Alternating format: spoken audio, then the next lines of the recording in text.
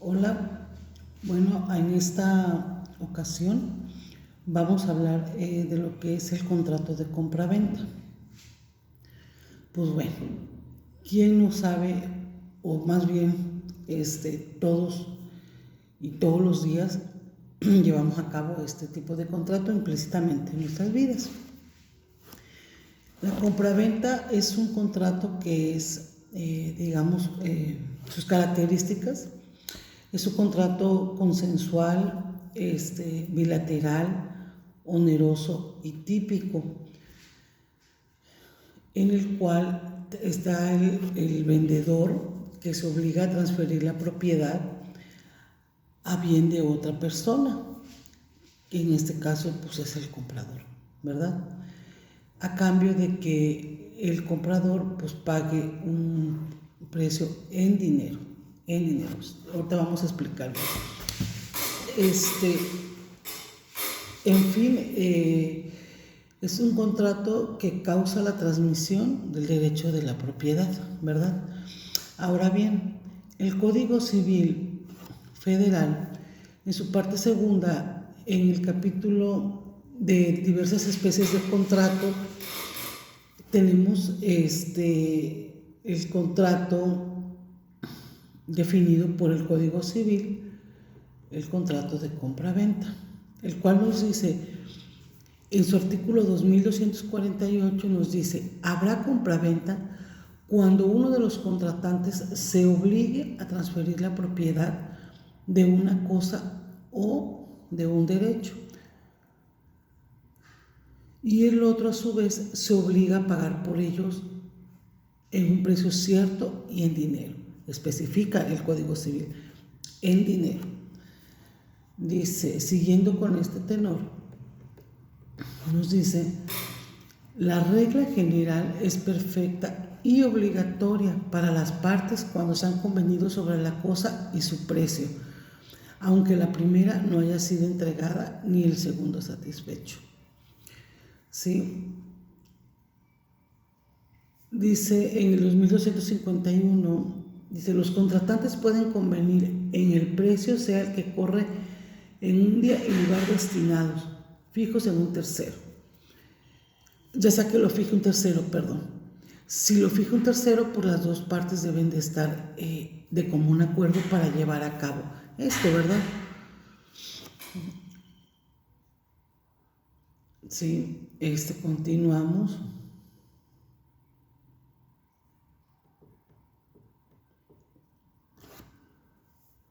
Nos dice, el comprador debe pagar el precio en los términos y plazos convenidos y a falta de convenio lo deberá de pagar de contado. O sea, si no se estipuló que van a ser en 2 o 3 pagos, si no se estipuló, entonces se va a pagar en una sola exhibición.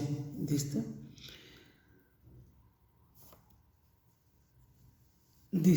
Aquí hay una parte muy importante porque dice, cuando se trate de ventas de artículos determinados y perfectamente conocidos, el contrato puede hacerse sobre muestras. Si la venta se lo viste por...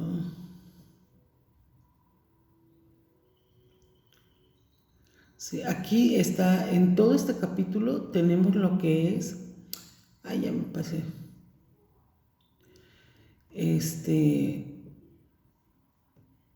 Todos los artículos, todo lo relacionado a la compra-venta, que era lo que siempre les comentaba en clase, que no es algo que nos vayamos a sacar de la manga, todo está en el Código Civil, entonces no es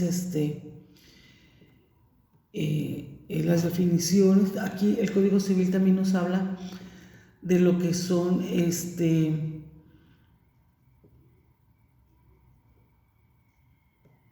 de lo que son las obligaciones del comprador, las obligaciones del vendedor. Ahorita le voy a decir en qué artículo, de las modalidades que tiene el contrato de compraventa, y de ahí nos basamos pues también en la doctrina, ¿verdad? Lo que dicen los autores. También nos habla de qué es, o sea, qué se puede comprar y qué se puede vender, qué artículos son materias de compra. Sí, ahorita les voy a ir comentando, sí, todo para que quede claro. Está muy claro, no es tan los conceptos o los términos no están tan rebuscados, están muy claros. Entonces,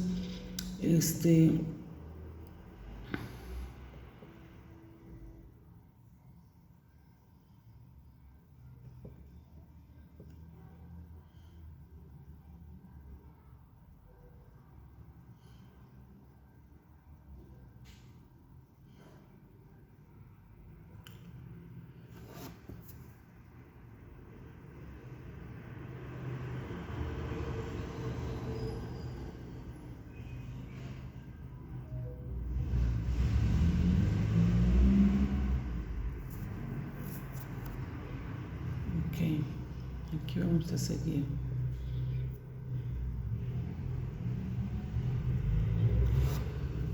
Algo importante que nos dice, por ejemplo, el artículo 2263, nos dice: los contratantes pagarán por la mitad de los gastos de escritura y registro, salvo que hayan convenido lo contrario, ¿verdad? Dice, pasa porque también es algo que sucede mucho cuando se ha vendido la misma cosa a varias personas. El 2265 nos dice: si la cosa vendida fuera un mueble, prevalecerá la venta primero en fecha. Si no fuera posible verificar la prioridad de esta, prevalecerá la hecha al que se haya en posesión de la cosa. O sea, es un bien mueble, una casa o algo, pero la han vendido varias veces, porque esto pasa. Pues aquí nos dice, ¿no?, que cómo va a prevalecer la venta, cuál va a ser la venta, la que va a ser real y verdadera, ¿no? Un bien mueble. Y cuando se trata de un bien inmueble, la venta va a quedar, digamos, legal o válida a la primera persona de las que se le vendió que se haya registrado, ¿verdad? El capítulo 2 de este tema nos habla de la materia de la compra y venta, es decir, que ninguno puede vender, o sea, esto es como una plática, ¿verdad? Pues no vas a vender algo que no es tuyo, ¿verdad? Y aunque sea como una plática, está justificado en el Código Civil Federal. ¿Sí? Dice: la venta de la cosa ajena es nula, o sea, totalmente.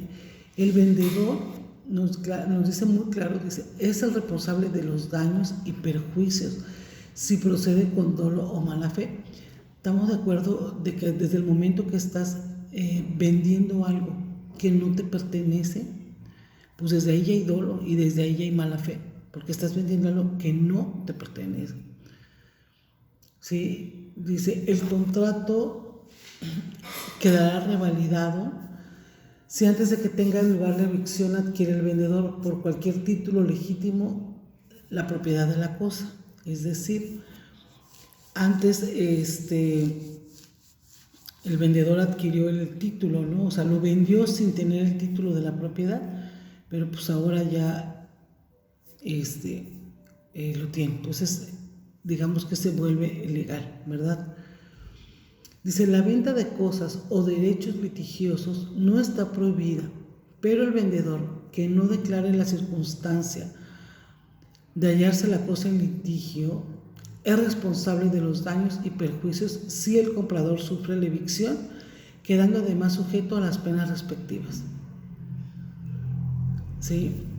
Espero que quede clara esta parte. Dice: la venta o cosa o derechos que estén en litigios no están prohibidos, pero siempre y cuando el vendedor le explique al comprador que está en litigio lo que se está vendiendo, ¿verdad? Y de lo que surja, pues ahí vamos. Dice: tratando de venta de bienes determinados, como las pertenecientes a incapacitados o los de la propiedad pública, los empeñados o hipotecados, deben observar los requisitos exigidos por la ley para que la venta sea perfecta. ¿Sí? Todos estos tienen específicamente y están aquí para poderlos, ¿cómo se dice? Vender, ¿sí? Para cumplir con todos los requerimientos. Ahora, ¿quiénes pueden vender y quiénes pueden comprar? Esa es la pregunta. Nos dice el artículo 2274 que los extranjeros y las personas morales no pueden comprar bienes raíces. Repito, extranjeros y personas morales no pueden comprar bienes raíces, ¿sí? Sujetándolos, dice, a lo dispuesto al artículo 27 de la Constitución. Busquen para que lo comentemos. ¿Qué nos dice el artículo 27? ¿Verdad?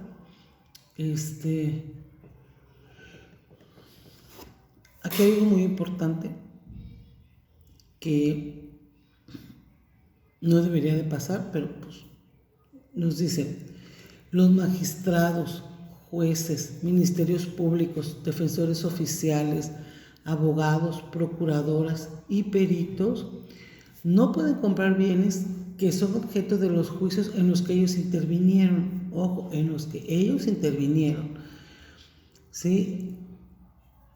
Dice, se exceptúa lo dispuesto a este artículo anterior a la venta o cesión de acciones hereditarias cuando sean coherentes las personas mencionadas o de derechos a que estén afectos de su propiedad. ¿Sí?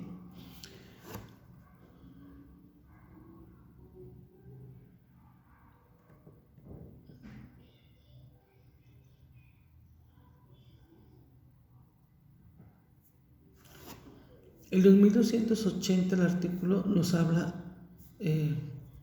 siguiendo con lo mismo, de que no pueden comprar bienes, los bienes de cuya venta o indemnización se hayan encargado. No pueden comprar bienes de cuya venta o administración se hayan encargado tutores, mandatarios, ejecutores testamentarios, interventores nombrados por el testador o por los herederos, representantes administrativos o interventores en caso de ausencia y empleados públicos. ¿Sí? Bueno, hasta aquí vamos bien. O sea, hemos definido más que nada lo que es el contrato, ¿sí? Y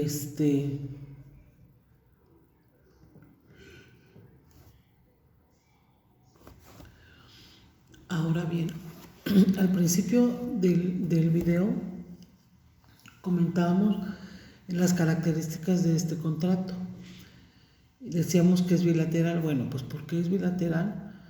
Porque engendra, va a engendrar o tiene derechos y obligaciones para ambas partes, tanto para el comprador como para el vendedor. ¿Por qué dijimos que era oneroso? Bueno, pues es oneroso porque confiere de provechos y gravámenes, igual para ambas partes. Es conmutativo también porque las prestaciones son ciertas y determinadas al realizar el contrato. Todos estamos en el supuesto de que todo es verídico, ¿no? Y es consensual, ¿por qué? Porque ambas partes están de acuerdo en llevar a cabo la compraventa. Expreso cuando estamos hablando de compraventas de muebles y formal cuando estamos hablando de bienes inmuebles. Sí, entonces, pues bueno, estas son las características de lo que es este contrato. Y ahorita vamos a pasar a lo que son lo que la doctrina nos puede definir o clasificar como especies de contratos, ¿no? En esto vamos a tener aquí que a ver, permítanme un segundito. ¿sí? Vamos a tener aquí cuántas especies o cuántas clasificaciones, ¿no?, tenemos de contratos de compra-venta. Bueno, pues el primero es que les comentaba yo, el que les decía, es el de compra-venta civil, que es el que está regulado o el que les estaba yo definiendo. Dice el Código Civil, pues dice que es la obligación del vendedor de entregar una cosa determinada y la obligación del comprador de pagar un precio cierto en dinero de ese bien, ¿verdad? Ya les dije que estaba en los artículos 2250 al 2300 más o menos, para que ustedes puedan ir leyendo en el Código Civil. La otra clasificación, podemos decir, es la compraventa mercantil,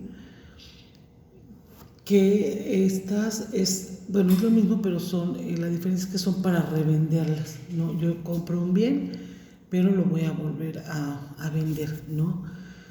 Definido, dice, como la compraventa de bienes o muebles para revenderlos. Bien es la forma que se compraron o un bien en otra diferente. En fin, es para lucrarse con la reventa, ¿sí? Realizar una venta exitosa y no encontrar engaños en lo que se está mostrando, ¿sí? La diferencia entre civil y mercantil: la civil es compramos un bien para nosotros mismos, ¿no? En mercantil vamos a comprar el bien para revenderlo, es decir, para obtener una ganancia de eso que estamos adquiriendo. Ok, continuamos con otra clasificación, es compraventa con reserva de dominio, y nos dice que es el contrato mediante un pacto expreso, es decir, se modifica el efecto traslativo de dominio, haciéndolo depender del cumplimiento de una obligación por parte del comprador. Después tenemos, aunque no lo crean, también está aquí la compraventa en abonos, que yo creo que la mayoría, ¿verdad? Porque cuando compras una casa, lo haces en abonos, ¿verdad? O bueno, en los supuestos, ¿verdad? Si la compras con el Infonavit o con esto, pues son en abonos. También lo mismo si compras un vehículo, pues ahorita los vehículos se compran hasta en 5 o 6 años, y entonces también son en abonos, ¿verdad? Entonces nos dice que el compraventa en abono es aquel contrato en el cual, mediante un pacto expreso de las partes, acuerdan que el comprador cubrirá de manera total o parcial en cierto tiempo el precio de la cosa, mediante entregas parciales en cierto tiempo, ¿sí? Si se pactara, nos dice, que la totalidad del precio se pagara en cierto tiempo en una sola exhibición, no será compraventa en abonos, sino será un contrato de compra-venta con el pago del precio diferido, ¿sí? Por lo que la condición para que exista dicho contrato es que existan pagos en parcialidades. Que quede claro, si se pacta que en cierto tiempo se tiene que pagar la totalidad, ya no es compraventa en abonos, ¿no? Porque solamente lo que hicimos fue alargar el tiempo. Para que sea una compraventa en abonos, tenemos que tener pagos en parcialidades programados. Porque les comentaba en el caso de la compraventa de vehículos, también en casas, en bienes inmuebles, ¿sí? Entonces, pues hace el contrato y se dan las parcialidades para que se puedan llevar a cabo, ¿verdad? Bueno, continuamos. Ya me pasé. Aquí estoy. Dice, la compraventa con pacto de preferencia. Dice, es el contrato en el cual las partes pactan para que el comprador se obligue a no vender el bien adquirido. Como consecuencia de la compraventa, sin antes darle la preferencia al vendedor para volver a adquirirlo en igualdad de condiciones en que se pudiera adquirir el tercero. O sea, es decir, pues es muy claro, no se compra, pero no lo podemos vender, ¿no? Así nada más. Entonces, si lo queremos vender, tenemos que notificarle al vendedor si gusta, ¿verdad?, volver a adquirir el mismo bien. Aunque suene loco, suceden estas cosas. Entonces, este es la compraventa de preferencia, pacto de preferencia. O sea, pactamos que antes de venderlo vamos a notificarle al vendedor y preguntar si desea adquirir el bien que nos vendió con anticipación, ¿verdad? Bueno, después tenemos la compraventa con el pacto de no vender a una determinada persona el bien. Y nos dice, o se define como el contrato en el que las partes pactan que el comprador no pueda vender a determinada persona el bien adquirido. ¿Sí? Y no debe confundirse con el hecho de pactar no vender a persona alguna, pues el contrato sería nulo. Okay. Aquí está muy claro, es no vender a determinada persona. O sea, puedes vender a cualquier otra persona, pero no a la específica que se va a poner en el contrato, ¿verdad? Bueno, dice el contrato de compraventa de esperanza, es aquel contrato en el cual las partes pactan la entrega de cosas futuras a cambio de un precio cierto y en dinero, por lo que el comprador corre el riesgo de que esas cosas nunca lleguen a existir y aún así se deba cubrir el precio. Repetimos, es el contrato en el cual las partes pactan la entrega de cosa futura a cambio de un precio cierto y en dinero. Dice, pero el riesgo que corre el comprador es que esa cosa nunca llegue a existir, ¿no? Entonces, pues ahí ya, y aún si no llega a existir, él debe de cubrir ese precio, ¿verdad? Bueno,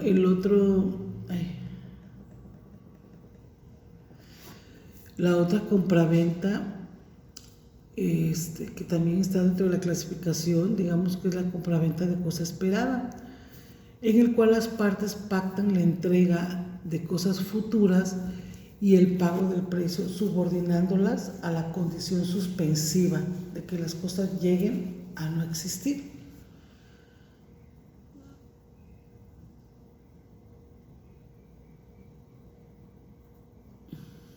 Okay.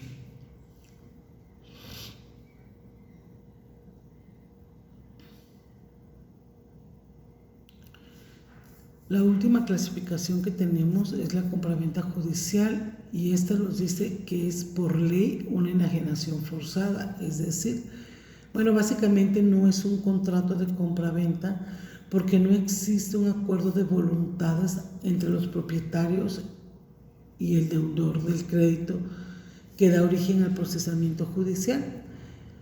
Dice, por regla general, dentro del procedimiento judicial, el propietario no acude a esta audiencia y aunque lo hiciera y manifestara su inconformidad con el procedimiento, su consentimiento es irrelevante para la enajenación del bien.